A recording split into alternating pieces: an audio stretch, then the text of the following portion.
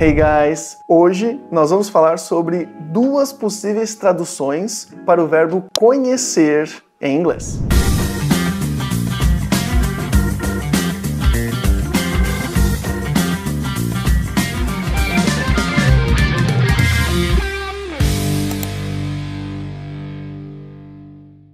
Vamos começar com o verbo to know. O verbo to know tem duas traduções possíveis em português. Ele pode ser o verbo saber ou conhecer. O verbo to know a gente vai utilizar com essa ideia de conhecer quando a gente conhece algo ou alguém, no sentido que nós temos informações sobre essa coisa ou essa pessoa. Por exemplo, eu conheço essa música. I know this song. Eu conheço o seu irmão. I know your brother. Oh, I know her. Agora, em português, existe uma situação que a gente usa o verbo conhecer que vai ser traduzido de uma forma diferente em inglês, que é quando a gente fala que a gente conhece ou conheceu alguém pela primeira vez. Se a gente fala que a gente conheceu alguém pela primeira vez, a gente vai utilizar o verbo to meet. Por exemplo, quando a gente fala prazer em conhecer você, nice to meet you.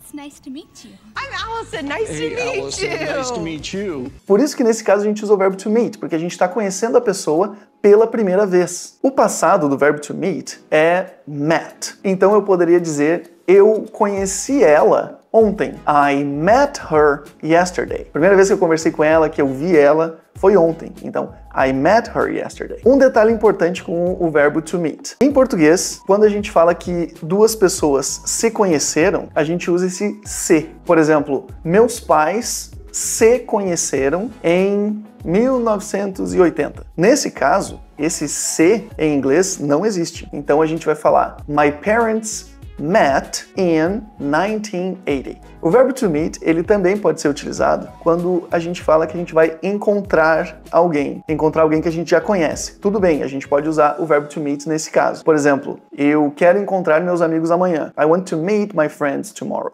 Então, você percebe que tanto o verbo to know quanto o verbo to meet tem duas possíveis traduções para cada um deles em português. Tudo depende do contexto. Recapitulando, quando a gente está falando sobre conhecer, tem duas possibilidades. O verbo to know, quando a gente conhece algo ou alguém, quando tem informações sobre essa coisa ou essa pessoa, ou o verbo to meet, quando a gente conhece alguém pela primeira vez. E se você ficou com alguma dúvida sobre esse ou qualquer outro conteúdo relacionado ao inglês, deixa aqui nos comentários que eu vou fazer um vídeo futuramente respondendo as principais dúvidas. So, like, share, subscribe, and thank you very much. See you next week. Bye bye.